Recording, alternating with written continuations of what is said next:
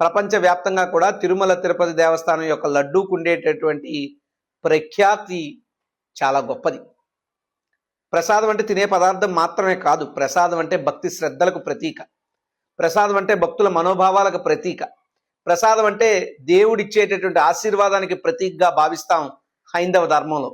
అటువంటి తిరుమల తిరుపతి దేవస్థానం లడ్డూలో జంతు కొవ్వు కలిసిందని, పంది కొవ్వు కలిసిందని, అలా కలిసినటువంటి లడ్లు సుమారు 1,00,000 లడ్లు అయోధ్యకి పంపబడ్డాయని లేనిపోని దుష్ప్రచారాలు చేసి భక్తుల మనోభావాలు దెబ్బతీసి తమ వికృత రాజకీయాలకు తిరుమల తిరుపతి దేవస్థానం కూడా అతీతం కాదనుకుంటూ వాడుకున్నటువంటి కూటమి ప్రభుత్వానికి దేవుడు ఉన్నాడు అని చెప్పి మరోసారి నిరూపించాడు.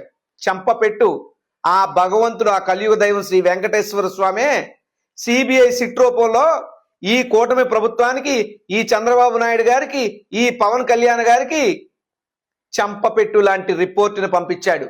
అదేమిటి అంటే తిరుమల తిరుపతి దేవస్థానంలో ఉండేటువంటి లడ్డు ప్రసాదంలో ఎటువంటి జంతు కొవ్వు కలవలేదు, ఎటువంటి పంది కొవ్వు కలవలేదు అని సుస్పష్టంగా నేషనల్ డైరీ డెవలప్మెంట్ బోర్డు మాత్రమే కాదు, నేషనల్ డైరీ రీసెర్చ్ ఇన్స్టిట్యూట్ వారు కూడా ఇద్దరూ కూడా శాంపిల్స్ని టెస్ట్ చేసి సిబిఐ సిట్కి రిపోర్ట్ ఇవ్వడం జరిగింది.